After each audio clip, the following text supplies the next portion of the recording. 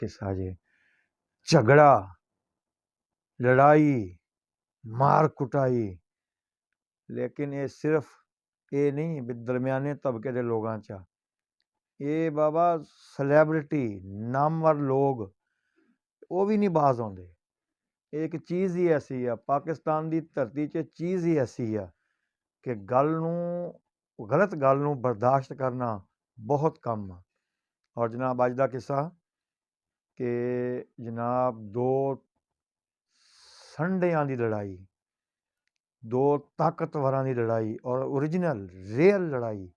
ਇਹਦੇ 'ਚ कोई ये नहीं भी तुसी कह रहे हो भी शायद कोई फिल्मी जंग है कि फिल्मी नहीं, ओरिजिनल असली। तो वो कौन कौन से जनाब? उस वक्त दे नामवर फिल्म स्टार इकबाल हसन साहब ते नामवाती भी सी और रियल जिंदगी च मैं अपने पिछले किस्से दस भी चुके हाँ कि वो एक बहादुर भी सी। वो कभी भी किसी दे थल्ले बैठ के काम करन दा आदी नहीं सी हैगा। ਉਹਨੇ ਜਿਹੜਾ ਕੰਮ ਵੀ ਕੀਤਾ ਰੋਬ ਨਾਲ ਕੀਤਾ, ਦਬਦਬਾ ਨਾਲ ਕੀਤਾ ਔਰ ਕੋਸ਼ਿਸ਼ ਨਹੀਂ ਕੀਤੀ। ਔਰ ਯੂਸਫ ਖਾਨ ਸਾਹਿਬ ਉਹ ਵੀ ਆਪਣੀ ਜਗ੍ਹਾ 'ਤੇ ਬਹੁਤ ਬਹਾਦਰ ਆਦਮੀ ਸੀ, ਖਾਨ ਸੀ, ਦਲੇਰ ਸੀ।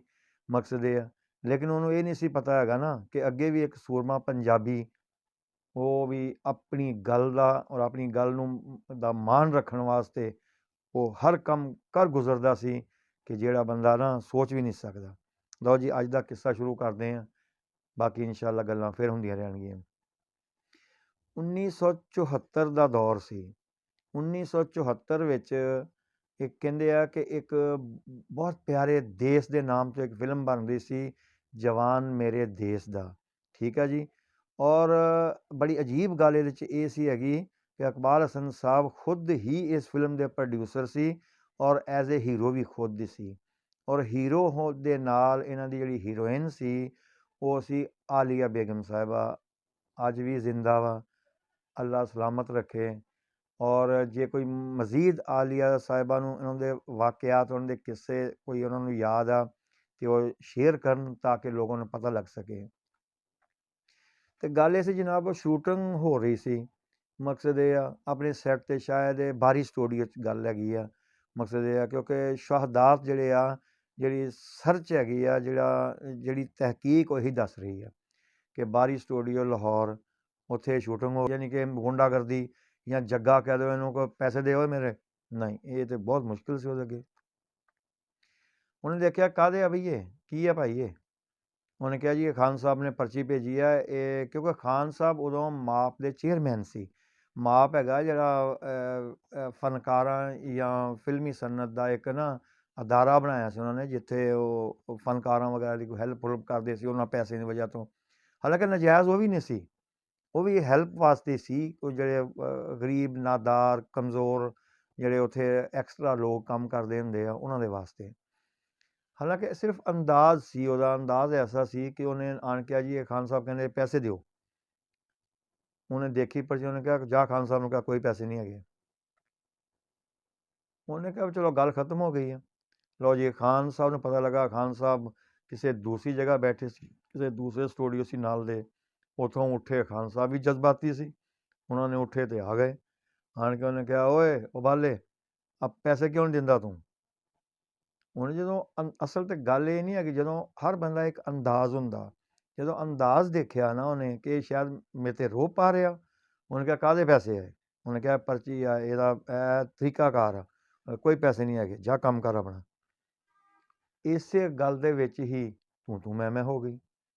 ਔਰ ਤੂੰ ਮੈਂ ਜਦੋਂ ਹੋਈ ਆ ਤੇ ਉਹ ਗੱਲ ਝਗੜੇ 'ਤੇ ਆ ਗਈ। ਇਹ ਝਗੜਾ ਹੱਥੋਂ ਪਾਈ ਹੋ ਗਿਆ, ਝੁਕਣਾ ਵੀ ਪੈ ਜਾਂਦਾ ਜਾਂ ਕੰਨ। ਉਸ ਲੜਾਈ ਦੇ ਅੰਦਰ ਜਿਹੜਾ ਸੀ ਨਾ ਇਕਬਾਲ ਹਸਨ ਸਾਹਿਬ ਨੇ ਕੁਛ ਜਿਵੇਂ ਕਹਿੰਦੇ ਨਾ ਕਿ ਐਸਾ ਸਬਕ ਸਿਖਾਇਆ ਕਿ ਉਹਨੇ ਵੀ ਦੱਸ ਦਿੱਤਾ ਕਿ ਖਾਨ ਅਗਰ ਤੂੰ ਆਪਣੀ ਜਗ੍ਹਾ 'ਤੇ ਬਹੁਤ ਜ਼ਿਆਦਾ ਦਲੇਰ ਜਾਂ ਬਹੁਤ ਜ਼ਿਆਦਾ ਅੱਖੜ ਆ ਨਾ ਤੇ ਘੱਟ ਮੈਂ ਵੀ ਨਹੀਂ ਹੈਗਾ, ਜਾ ਕੰਮ ਕਰ, ਜੋ ਹੁੰਦਾ ਇੱਕ ਕਰ ਲੈ ਜਾ ਕੇ। ਉਹਨੇ ਬਾਹਰ ਇਕਬਾਲ ਹਸਨ ਸਾਹਿਬ ਦਾ ਮੌਕੇ ਦੇ ਉੱਤੇ ਇਹ ਜ਼ਾਹਰ ਹੋਇਆ ਕਿ ਜਿੱਤ ਜਿਹੜੀ ਸੀ ਇਕਬਾਲ ਹਸਨ ਸਾਹਿਬ ਦੀ ਹੋਈ। ਔਰ ਉਹਨੇ ਸੁਣਿਆ ਕਿ ਕਿਉਂਕਿ ਵੱਡੇ ਫਨਕਾਰ ਯਾਰ ਅਸੀਂ ਗੱਲ ਤਾਂ ਨਹੀਂ, ਸਾਡੇ ਤਾਂ ਸਾਰੇ ਪਸੰਦੀਦਾ ਵਾ, ਅਸੀਂ ਤਾਂ ਐਸੀ ਗੱਲ ਕਰਨਾ ਨਹੀਂ ਚਾਹੁੰਦੇ, ਲੇਕਿਨ ਸ਼ਹਾਦਤ ਤਾਂ ਹੈ ਨਾ ਕਿ ਇਕਬਾਲ ਹਸਨ ਸਾਹਿਬ ਨੇ ਸੁਣਿਆ ਕਿ ਯੂਸਫ ਖਾਨ ਸਾਹਿਬ ਨੂੰ ਮਾਰਿਆ। ਮਕਸਦ ਇਹ ਆ। ਔਰ ਜਿਵੇਂ ਕਹਿੰਦੇ ਨਾ ਕਿ ਉੱਥੇ ਉਸ ਵੇਲੇ ਉਸ ਜਗ੍ਹਾ ਦੇ ਉੱਤੇ ਜਿੱਤ ਜਿਹੜੀ ਸੀ ਨਾ ਇਕਬਾਲ ਹਸਨ ਸਾਹਿਬ ਦੀ ਹੋਈ, ਔਰ ਖਾਨ ਸਾਹਿਬ ਦੀ ਸਮਝ ਲਓ ਕੰਡ ਲੱਗ ਗਈ। ਬਹਰਹਾਲ ਉਹ ਲੋਕ ਵੀ ਹੁਣ ਛੁਡਵਾਵੇ ਕੌਣ ਉਹਨਾਂ ਨੂੰ ਛੁਡਵਾਉਣ ਵਾਸਤੇ ਵੀ ਤਾਂ ਪੰਗਾ ਹੀ ਸੀ ਇੱਕ। ਉਹ ਦੋਨੇ ਸ਼ੇਰ ਜਵਾਨ ਸੀ। ਮਕਸਦ ਇਹ ਆ। ਬਾਹਰ ਲੋ ਆਹਿਸਤਾ ਆਹਿਸਤਾ ਕੁਛ ਮਾੜੇ ਮੋਟੇ ਲੋਕ ਵਿੱਚ ਵਿੱਚ ਆਏ, ਉਹਨਾਂ ਨੇ ਸੈਰ ਸੂਟ ਤੇ ਕੀਤਾ ਉਹਨਾਂ ਨੂੰ, ਕਰ ਬਸ ਕਰੋ ਯਾਰ, ਤੁਹਾਡੀ ਮਿਹਰਬਾਨੀ ਹੈ ਬਈ, ਗੱਲ ਤੇ ਕੋਈ ਨਹੀਂ। ਬਸ ਉਹ ਉਸ ਤੋਂ ਬਾਅਦ ਨਾ ਜਨਾਬ ਗੱਲ ਇਹ ਹੈਗੀ ਆ ਕਿ ਉਹ ਲੜਾਈ ਜਦੋਂ ਖ਼ਤਮ ਹੋਈ ਹੈ ਨਾ, ਉਹ ਲੜਾਈ ਖ਼ਤਮ ਹੋਣ ਤੋਂ ਬਾਅਦ ਖਾਨ ਸਾਹਿਬ ਆਪਣੀ ਸਾਈਡ ਚਲੇ ਗਏ ਆ ਤੇ ਇਕਬਾਲ ਹਸਨ ਸਾਹਿਬ ਆਪਣੀ ਸਾਈਡ ਤੇ ਚਲੇ ਗਏ ਆ।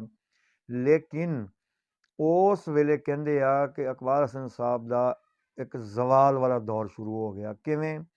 ਕਿਉਂਕਿ ਉਹਦੇ ਨਾਲ ਇੱਕ ਬਹੁਤ ਵੱਡੀ ਸਮਝ ਲਓ ਗੇਮ ਵੀ ਖੇਲੀ ਗਈ। ਉਸ ਲੜਾਈ ਦਾ ਉਹਦੇ ਕੋਲ ਬਦਲਾ ਵੀ ਲਿਆ ਗਿਆ, ਕਿਉਂਕਿ ਯੂਸਫ ਖਾਨ ਸਾਹਿਬ ਮਾਪ ਦੇ ਚੇਅਰਮੈਨ ਸੀ, ਕਿਉਂਕਿ ਸਾਰੇ ਹਲਕੇ ਉਹਨਾਂ ਦੇ ਕੰਟਰੋਲ 'ਚ ਸੀ।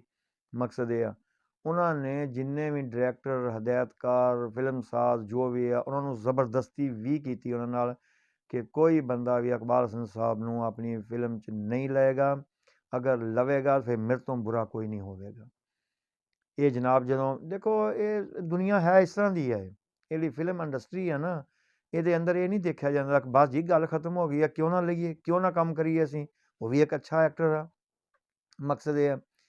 ਤੇ ਦੇਖੋ ਜੀ ਉਹਦੀ ਪਰਚੀ ਸੀ ਨਾ, ਉਹ ਪਰਚੀ ਨਾ ਦੇਣ ਦੀ ਵਜ੍ਹਾ ਸਿਰਫ ਇਹੀ ਸੀ ਕਿ ਇਕਬਾਲ ਹਸਨ ਸਾਹਿਬ ਨੇ ਇਹ ਗੱਲ ਕੀਤੀ ਕਿ ਮੈਂ ਵੀ ਇੱਕ ਫਨਕਾਰ ਹਾਂ, ਮੇਰੀ ਵੀ ਬਹੁਤ ਸਾਰੀ ਖਿਦਮਾਤ ਆ, ਮੈਂ ਇੱਥੇ ਇੰਡਸਟਰੀ ਨੂੰ ਬੜਾ ਟਾਈਮ ਦਿੱਤਾ, ਤੇ ਮੈਂ ਹੁਣ ਜੇ ਆਪਣਾ ਕੰਮ ਸ਼ੁਰੂ ਕਰ ਲਿਆ ਤੇ ਕੀ ਐਡੀ ਕਿਆਮਤ ਆ ਗਈ ਹੈ ਜਿਹੜਾ ਤੁਸੀਂ ਮੇਰੇ ਕੋਲੋਂ ਕਹਿਣ ਲਈ ਜੀ ਇਹ ਟੈਕਸ ਦਿਓ ਮੈਨੂੰ। ਮਕਸਦ ਇਹ ਆ। ਤੇ ਇਕਬਾਲ ਹਸਨ ਸਾਹਿਬ ਨੇ ਉਦੋਂ ਇਹ ਗੱਲ ਕੀਤੀ ਕਿ ਸਿਰਫ ਮੈਂ ਇਸ ਫਿਲਮ ਦਾ, ਬਲਕਿ ਜਿਸ ਫਿਲਮ 'ਚ ਵੀ ਮੈਂ ਕੰਮ ਕਰਾਂਗਾ ਮੈਂ ਉਹਦਾ ਕੋਈ ਨਾ ਤੁਹਾਨੂੰ ਟੈਕਸ ਨਹੀਂ ਲੈਣ ਦੇਵਾਂਗਾ। ਮਕਸਦ ਇਹ ਆ। ਇਹ ਫਿਰ ਜੇ ਹੈਗੀ ਆ ਤਾਂ ਜਾ ਫਿਰ ਅਜ਼ਮਾ ਕੇ ਦੇਖ ਲਾ, ਇਹ ਨਹੀਂ ਵਕਤ ਆਏਗਾ ਮੇਰੇ ਹੁੰਦਿਆਂ। ਹੁਣ ਕਿਉਂਕਿ ਉਹਦੇ ਜ਼ੇਨ 'ਚ ਵੀ ਆ ਗਿਆ, ਯੂਸਫ ਖਾਨ ਸਾਹਿਬ ਦੇ ਜ਼ੇਨ 'ਚ ਆ ਗਿਆ ਵੀ ਇਹ ਬੰਦਾ ਵਾਕਈ ਬਹੁਤ ਅੱਖੜ ਆ, ਇਹਨੇ ਕੋਈ ਨਾ ਕੋਈ ਅੱਗੇ ਮਸਾਇਲ ਖੜੇ ਕਰਨੇ ਆ। ਉਹਨਾਂ ਨੇ ਉਹ ਜਿਹੜਾ ਤੁਹਾਨੂੰ ਦੱਸਿਆ ਨਾ ਮੈਂ ਕਿ ਸਾਰੇ ਲੋਕਾਂ ਦੇ ਦਰਮਿਆਨ ਇੱਕ ਗੱਲ ਫੈਲਾਤੀ ਕਿ ਇਹਨੂੰ ਕੰਮ ਨਹੀਂ ਦੇਣਾ। ਲਓ ਜੀ, ਲੋਕ ਵੀ ਉਸ ਤਰ੍ਹਾਂ ਦੇ, ਬਜਾਏ ਕਿ ਉਹਨਾਂ ਦੀ ਮਜ਼ੀਦ ਸੁਲ੍ਹਾ ਨਹੀਂ ਕਰਵਾਈ ਕਿ ਚਲੋ ਇਹਨਾਂ ਨੂੰ ਇੱਕ ਮੇਜ਼ 'ਤੇ ਬਿਠਾਈਏ, ਗੱਲ ਨੂੰ ਮਜ਼ੀਦ ਖ਼ਤਮ ਕਰੀਏ, ਲੋਕ ਵੀ ਉਸ ਡਗਰ 'ਤੇ ਚੱਲ ਪੜੇ। ਚਲਦੇ ਚਲਦੇ ਉਹਨਾਂ ਨੇ ਇਹ ਨਹੀਂ ਦੇਖਿਆ ਕਿ ਇੱਕ ਬੜਾ ਅਜ਼ੀਮ ਔਰ ਆਲਾ ਫਨਕਾਰ ਅਸੀਂ ਗਵਾ ਰਹੇ ਹਾਂ। ਮਕਸਦ ਇਹ ਆ। ਲਓ ਜੀ, ਆਹਿਸਤਾ ਆਹਿਸਤਾ ਆਹਿਸਤਾ ਆਹਿਸਤਾ ਫਿਲਮਾਂ 'ਚੋਂ ਕੱਟ ਕਰਦੇ ਕਰਦੇ ਉਸ ਆਦਮੀ ਨੂੰ ਕੰਮ ਮਿਲਣਾ ਬੰਦ ਹੋ ਗਿਆ, ਔਰ ਇਸ ਤਰ੍ਹਾਂ ਹੋ ਗਿਆ ਕਿ ਘਰ ਬੈਠ ਗਏ। ਸਮਝ ਲਓ ਕਿ ਕੋਈ ਰੋਜ਼ਗਾਰ ਨਹੀਂ, ਕਾਰੋਬਾਰ ਖ਼ਤਮ ਹੋ ਗਿਆ। ਲੇਕਿਨ ਉਸ ਦੀ ਜਵਾਨ ਮਰਦੀ ਜਿਹੜੀ ਹੈ ਨਾ, ਜਵਾਨ ਦਾ ਉਹ ਜਿਹਨੂੰ ਕਹਿੰਦੇ ਜਿਹੜਾ ਹੌਸਲਾ ਦੇਖੋ ਤੁਸੀਂ, ਉਹਨੇ ਨਹੀਂ ਮਾਜ਼ਰਤ ਇਸ ਗੱਲ 'ਤੇ ਕੀਤੀ ਕਿ ਸ਼ਾਇਦ ਮੈਂ ਤੇਰੇ ਪੈਰਾਂ 'ਚ ਆਣ ਕੇ ਪੈ ਜਾਵਾਂ, ਮੈਨੂੰ ਦੁਬਾਰਾ ਕੰਮ ਮਿਲਣਾ ਸ਼ੁਰੂ ਹੋ ਜਾਏ, ਕੰਮ ਮਿਲਦਾ ਮਿਲੇ, ਨਹੀਂ ਮਿਲਦਾ ਨਾ ਮਿਲੇ, ਮੈਂ ਖ਼ਤਮ ਕਰ ਦੇਵਾਂਗਾ, ਬੇਸ਼ੱਕ ਇਸ ਇੰਡਸਟਰੀ ਨੂੰ ਛੋੜ ਦਾਂਗਾ, ਝੁਕਾਂਗਾ ਨਹੀਂ ਤੇਰੇ ਅੱਗੇ। ਤੇ ਇਹ ਜਨਾਬ ਗੱਲ ਜਿਹੜੀ ਆ ਇਹ ਹਰ ਬੰਦੇ 'ਚ ਨਹੀਂ ਹੁੰਦੀ, ਇਹ ਹਰ ਜਿਹੜਾ ਨਾ ਐਕਟਰ 'ਚ, ਹਰ ਇਨਸਾਨ 'ਚ ਨਹੀਂ ਹੁੰਦੀ ਯਾਰ। ਐਕਟਰ ਤੇ ਹੁੰਦੇ ਹੀ ਮਫਾਦ ਪਰਸਤ, ਸਹੀ ਪੁੱਛੋ ਤੇ ਮਾਜ਼ਰਤ ਨਾਲ, ਕਿਉਂਕਿ ਉਹ ਮਫਾਦ ਤੋਂ ਇਲਾਵਾ ਹਿਲਦੇ ਹੀ ਨਹੀਂ। ਲੇਕਿਨ ਇਹੋ ਜਿਹਾ ਜਿਹੜਾ ਨਾ ਜੋਸ਼, ਵਲਵਲਾ ਔਰ ਜਿਹਨੂੰ ਕਹਿੰਦੇ ਆ ਕਿ ਸੱਚਾਈ ਦੀ ਤਾਕਤ ਬਹੁਤ ਕਮ ਲੋਕਾਂ ਕੋਲ ਹੁੰਦੀ ਹੈ। ਠੀਕ ਆ ਜੀ। ਤੇ ਗੱਲ ਇਹ ਆ ਕਿ ਇਸ ਤੋਂ ਬਾਅਦ ਜਦੋਂ ਉਹਨਾਂ ਨੂੰ ਕੰਮ ਮਿਲਣਾ ਬੰਦ ਹੋ ਗਿਆ ਨਾ, ਤੇ ਉਸ ਤੋਂ